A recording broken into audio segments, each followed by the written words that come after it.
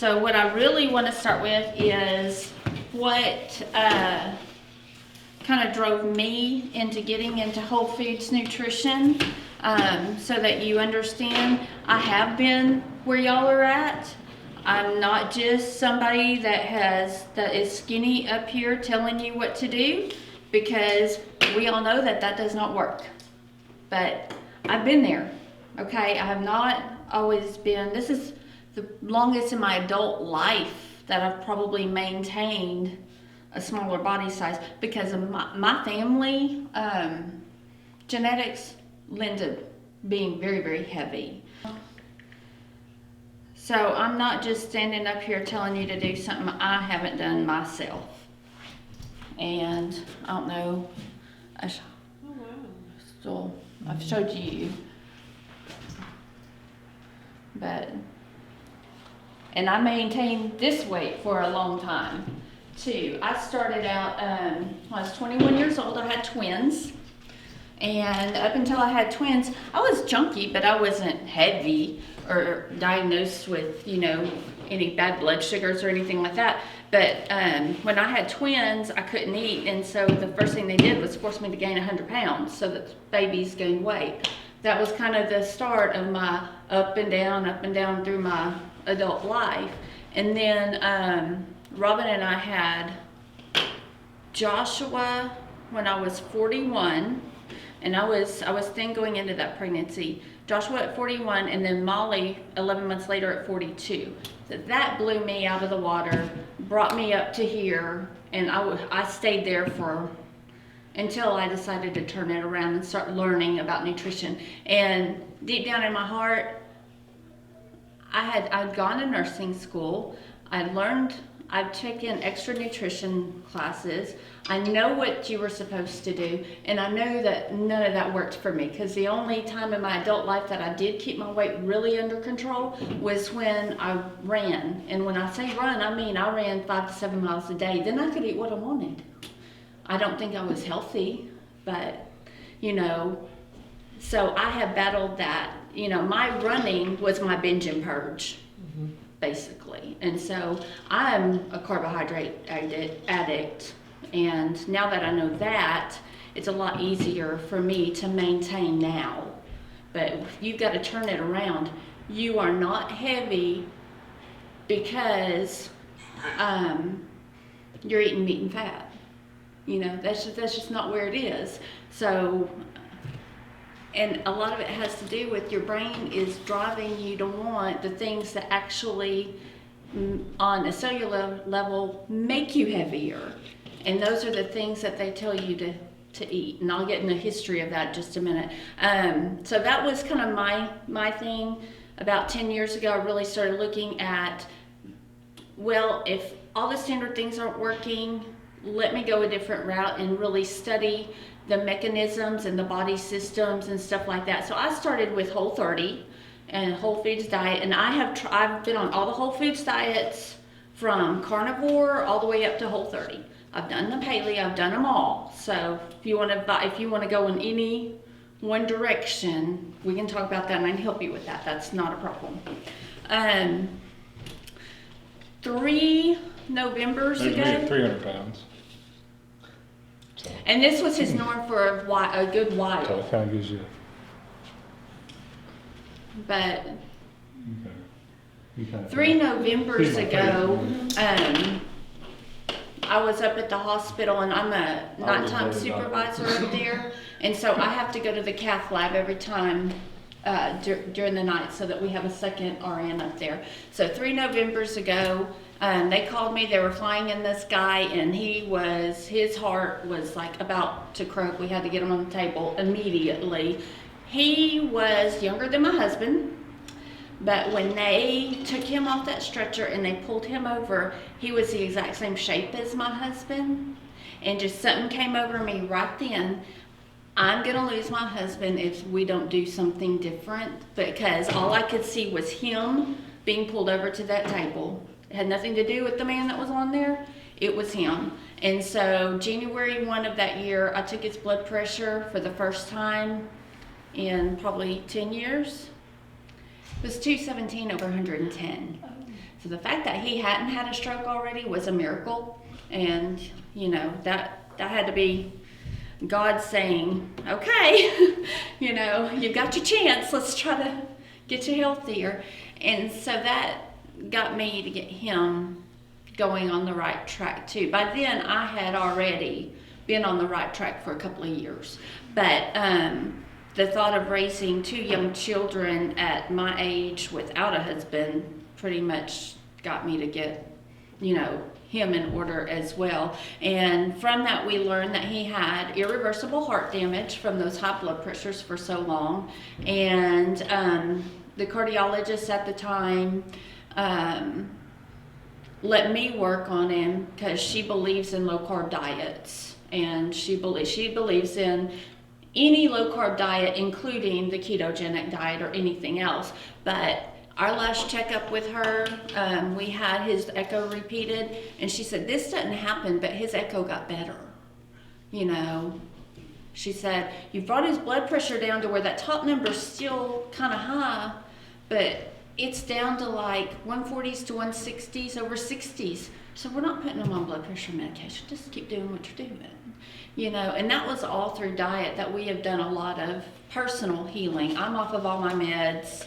He didn't have to start on meds when he should have been on them. But that's what got us to this point. So I just wanted y'all to know that I'm not just sitting here saying stuff that I don't understand about. So there's nothing you can tell me that will surprise me. Okay. So on whole foods diets, all of them will work at the beginning and get you somewhere, but the more targeted diets are going to get you where you want to be later and get your health moving where you want to later. We have what I'm going to call diseases of civilization, like pre-1920s. People didn't die of heart attacks. There were people that studied cardiology. They had nothing to do, you know. People weren't dying of type 2 diabetes. People weren't having their legs and limbs cut off. People were not heavy. And it's not because they weren't eating. If you look back prior to the Great Depression, in the Great Depression, yes, people were thin and starving. Prior to that, you look at photographs, and they're very well nourished, but they're all thin, you know. But there it is. They were eating real food. So the diseases of civilization that I'll call them were heart disease, obesity, high cholesterol, diabetes, including prediabetes, impaired glucose, hypoglycemia, kidney stones, gout, psoriasis, arthritis, PCOS, any autoimmune disorder. Those are all caused by inflammation. Inflammation causes heart disease. Inflammation causes diabetes. Inflammation causes obesity. And so these were unheard of until we had what we would call a civilized way of eating. And that started in the 1920s with the Great Depression. The government stepped in and they knew they had to feed the masses. And so they started the Farm Act and started subsidies. And that's when they started growing wheat and corn and soy and all of that for human consumption, because they were faced with, our people are starving. We're going to feed them what we can. We're going to feed them the cheapest way we can. And so that right there started, with that generation, this started becoming their nutrition. It was normal to them. So what have we done? You know, we passed it down. Beans and cornbread, that was a good healthy meal, right? I mean, it wasn't my family, you know, but pre-1920s, people didn't really eat beans and cornbread or anything like that. So it kind of all started there. And then what perpetuated it, I don't want to get off on insulin yet. What perpetuated it was that the last 50 years is when we've really put in place the food pyramid, the eating guidelines, and all of that. And what happened was President Eisenhower had a heart attack, and there was a epidemiologist doctor that was already working with the government, and he's like, well, I don't know, fat must cause people to be fat. That was his hypothesis. And he was a very proud man, and he was already in our government, you know, with the good old boys. And so President Eisenhower put him in charge of kind of shaping our nutrition so that we made policies for all Americans so they wouldn't have a heart attack like President Eisenhower had.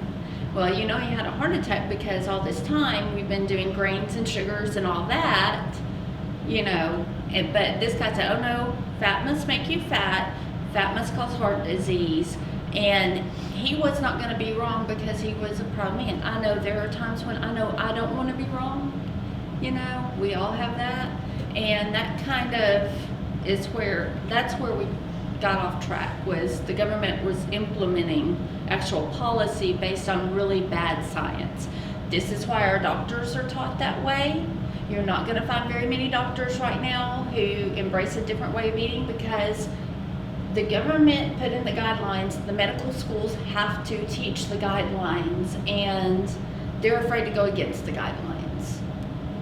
You know, and I understand that, and I am not going to fault them for that because they're doing what they've been taught. You know, to them, they go in and they get into medical school, and so their teachers are their gods. You know, like, oh my gosh, you've been a doctor for so long. So they're going to believe everything, and that's fine. But now we finally have some doctors that are looking at new studies, real science, actually well-done studies that are going, wait a minute, we've got this wrong. You know, and what they're finding, what I think is always interesting, is every time we go back to eating the way that things were put on this planet, we get healthier. When we stop eating the way things were put on this planet, our health goes south. Okay, so that's how we got here. That's why the science was bad, and it'll probably be another 20 years before this becomes mainstream, because that's how long it takes in the medical community. But there are several good studies being done now, and I feel very comfortable and safe eating like I eat. So, go back to my insulin. So now we're going to go back and kind of get started on our master hormone and why we end up getting sick. So all of those diseases were unheard of until we had civilized eating. There they are. Perfect today? We don't have any guys here, so let's do purple. So I think our way of eating, and as Dr. Sivas explained it to us, is that we got to get very intentional with what we eat, and that we really need to start thinking about restricting what turns our brain on for cravings for those bad foods, and what our bodies don't really tolerate. So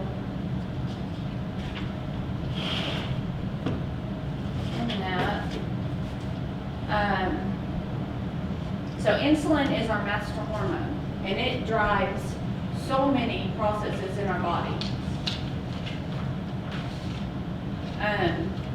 So the higher insulin is, the more fat you store. That's the science of it. You know, and the more fat you store, the more inflamed you are, and the more that you become, the more that you have these diseases. So anything that increases insulin will stop weight loss and stimulate inflammation. Okay, so insulin goes up, weight loss stops, and inflammation starts. So if you only learn this one thing, if you learn what foods spike your insulin the highest, and you avoid those foods, you're already going to be doing better. Okay? So what foods cause insulin to go up the most? Carbohydrates. Because they're not what our bodies are made out of. They do not nourish our bodies. We have no mechanism in our bodies to actually use them properly, which is why over time it's led to chronic disease. Our bodies are made out of protein and fat.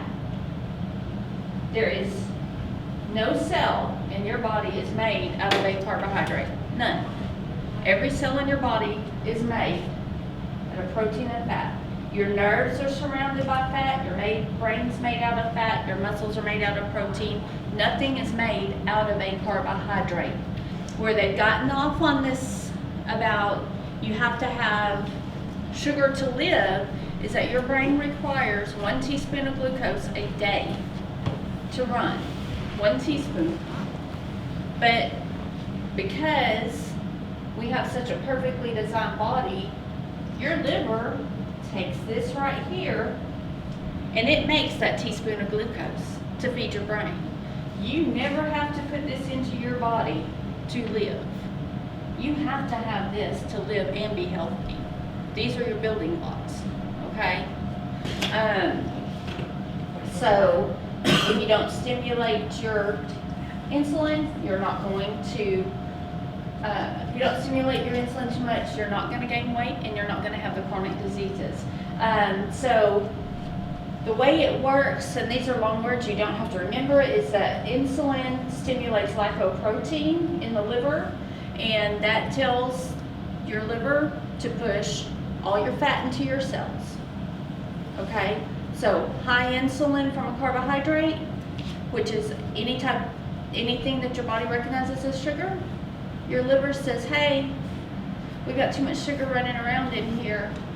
We need to put some fat away so we can burn off the sugar. You never get to access your fat stores if you're eating, whether it's whole grain or not. If you're eating pasta and bread and sugar, you're never going to get into the fat stores to burn them off.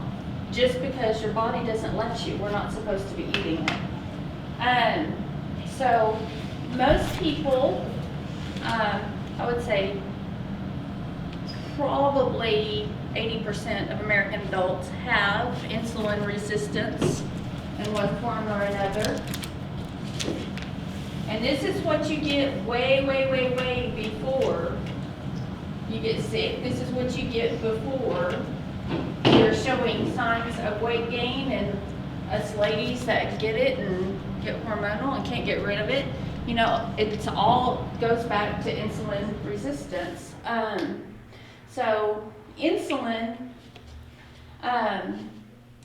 resistance happens from an overproduction of insulin for a long period of time. Insulin is like a key. You have cells in your body, and the insulin unlocks that cell and lets fat in so it can burn off the sugar that it already has in the bloodstream. Well, what happens when you use a key over and over and over and over? It gets worn out, okay? It's not going to be as effective. And so you keep wearing that out, that lock and key mechanism. Your body doesn't go and make more locks, new locks for those keys to go in. Your body puts out more insulin instead. Okay, it's going to put out more keys, and there aren't more locks. So having the insulin run around in your body is hyperinsulinemia, which is what is going to lead to your obesity and diabetes and, you know, every other chronic disease. That's why it's important to stop thinking of it as, I'm going to eat this many calories and that's going to make me gain weight or get sick. It has nothing to do with that at all. It has to do with spiking your insulin over and over and over and making your body sick. So when you look at something, you go, is this going to spike my insulin more than this?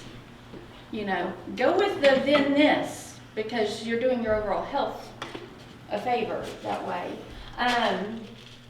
So your insulin will eventually start making up to 20 times more insulin than, your body will eventually start making up to 20 times more insulin than it needs. And that is insulin resistance. And that's where you're at when they say, oh, you're pre-diabetic. Well, all the damage from this has been going on for years before it starts showing up in that number. You know, and that's why sometimes when we find out we're sick, we're really, really sick right when we find out, and we didn't, you know, catch things leading up to that. So signs of insulin resistance, skin tags. Anybody got skin tags? Robin does. Acanthosis nigricans, it's that darkening of the skin, usually around here, around the face area. Good sign of prediabetes. Very good sign. Molly had it when she was 8 years old. That kid is the biggest sugar addict on the planet. And Molly had, and it was the fluffy skin, I mean the whole 9 yards. She had it. And I did her fasting glucose one day, it was over 100. Well, for an adult, that would have diagnosed him as prediabetes. She was 8. So I knew within my own house, I still wasn't tight enough with our health. Triglycerides being up, that's a sign of insulin resistance. High LDL cholesterol, sign of insulin resistance. Your fasting insulin being more than 5. And a lot of you may not even know what your fasting insulin is because they're just now starting to look at this stuff when you go into the doctor. Fasting blood sugar over 100. A lot of people know that. If their blood sugars are going up, so your doctor's usually telling you it's creeping up, we gotta really start watching this. So your waist measurement. Question real quick. Uh-huh. Like, my husband just got diagnosed with type 2 diabetes, but they look at his A1C number instead of his, so what's the... I'm so glad we have the A1C now. What is that? I mean, I don't know. What is his A1C? It was 10, 11. Wow, you are type 2 diabetic once it's, I think it's 6.4. Don't quote me on the point, but it's slightly over 6. You have gone from insulin resistant to type 2. So he was type 2 diabetes a long time before they did that number. Mm-hmm. So that's very high, very, very high. I'd say a lot of my older type 2 diabetics have been type 2 for a very long time with that kind of number. And we can bring that back down. I was reading a story of a man today that had his from the 10s to the 6s within 3 months. Family history of diabetes, coronary artery disease, any of that, those are all signs of insulin resistance. And for women, a waist over 35, I may still have, I think I'm under 35, but it's not by much.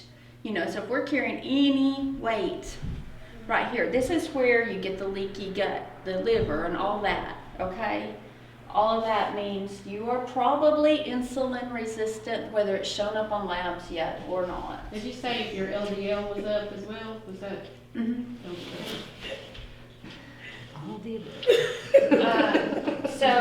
So my takeaway from that is I really want to stop focusing on weight and start focusing on insulin. Okay? Weight is a number on the devil scale, and it will go down if you cut the carbs. It will go down. So that kind of falls, it kind of falls on its own. But it's going down because you're getting healthier. So I want to start focusing on the health and the insulin. So stop focusing on weight. Start thinking about how much of an insulin response will this cause. Strict avoidance of sugar, starches, and carbohydrates will start to reverse all of this. And you're going to avoid those things that we see our mothers, our grandmothers, and our great-grandmothers going through now that are so sick. This is a lot of what's doing it. So, I think that I want to focus this way kind of every time so I can teach you something in depth every time about it.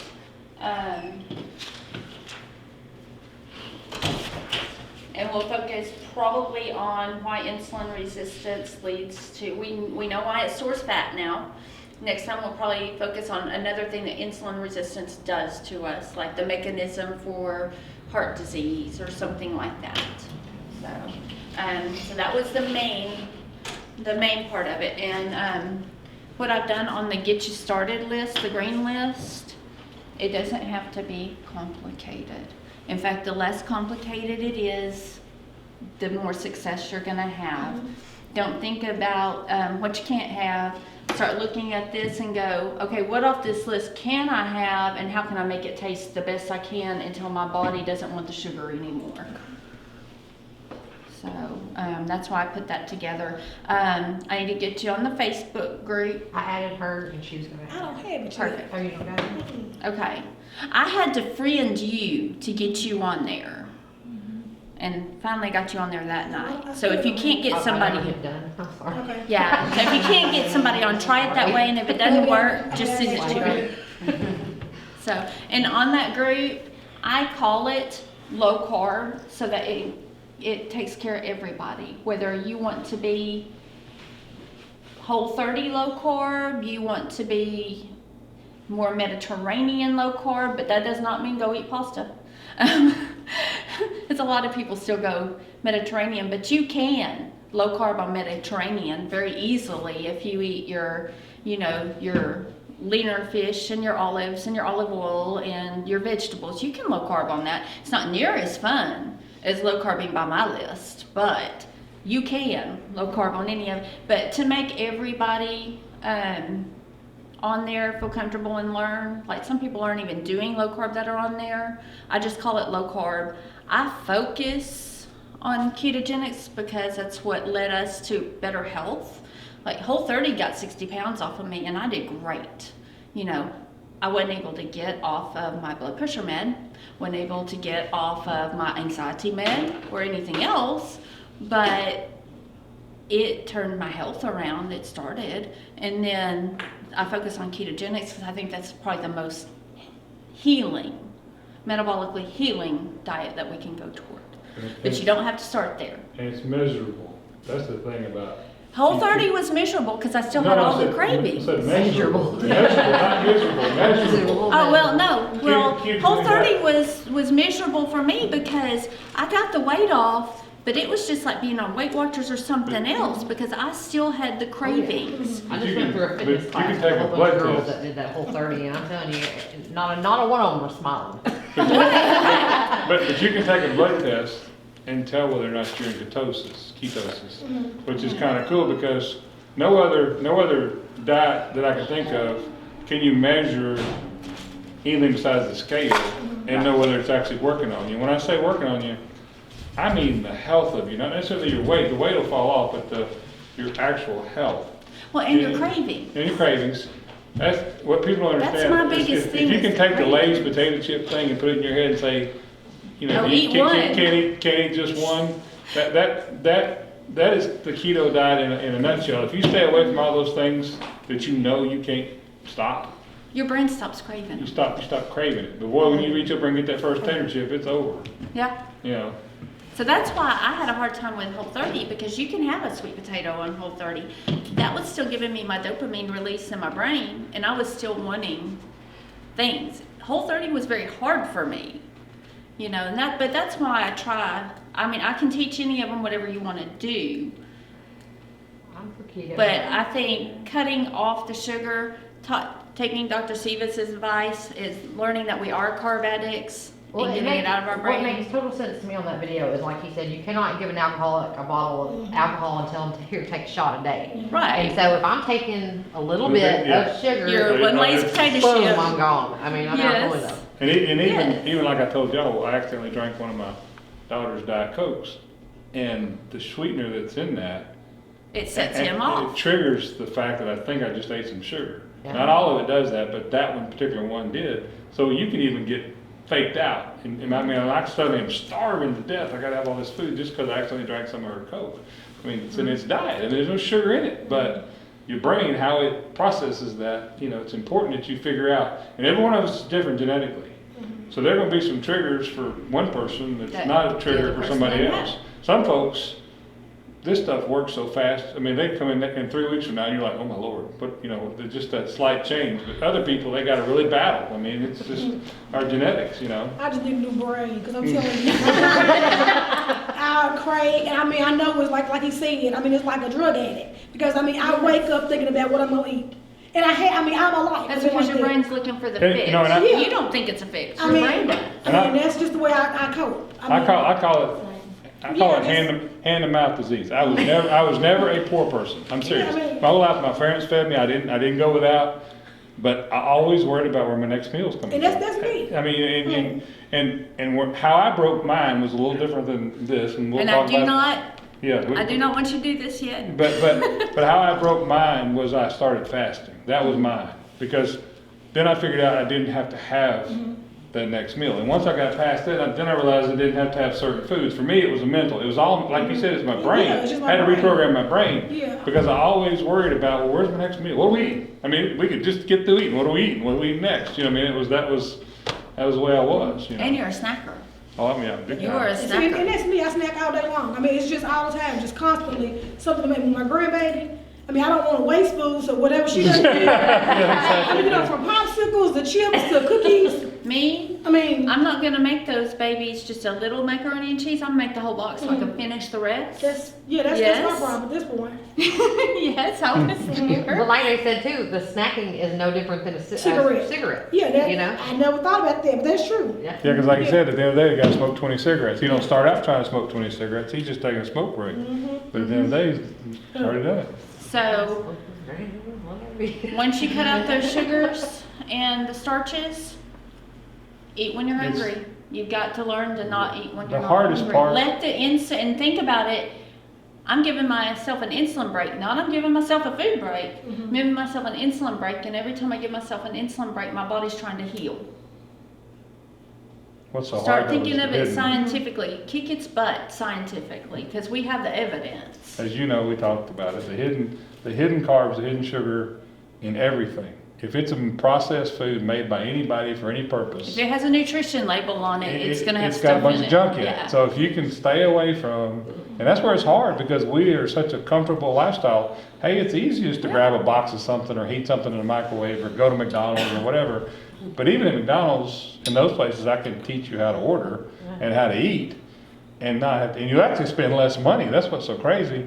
And the thing that kind of blew my mind when I started doing this, I thought, well, man, if I eat just meat, I'm gonna have a whole lot of calories. You know, it's gonna be, my calories are gonna be way high. And come to find out, it's way less calories than And I it would. fills you up. Than I like. We joke about the pumpkin spice latte. That's 1,200 calories, and there ain't a bit of good in it. I mean, there ain't nothing in there for you, you know, that's good for your body. And We can make and that, you can by the eat way. you can probably eat a pound of steak, and get to the same calories. You know what I'm saying? That's crazy. But we probably can't eat a pound of steak. Right. You I can. know, but I'm I just bet you saying. I could. Huh? I bet you I could. But if you eat a pound of steak, I guarantee you can eat as much bacon, steak, and meat as you want. If you don't eat anything but that, I guarantee you still lose weight. Yeah. I don't care how many calories you're packing away I think in I'm it. doing pretty good. So I'm proud of myself. I'm proud of you. You I know, was the like- fact that you're learning Because and my Paul's thinking watching and me. I am very My proud Paul of you. watches me do it. He's like So, making my food, and he's like, well, the best thing you can do is just start out with what our great grandparents had to eat. Get up in the morning and eat bacon and eggs. Eat them till you're full. I don't care how many you eat. I don't care how many calories are That's in a it. pound of bacon.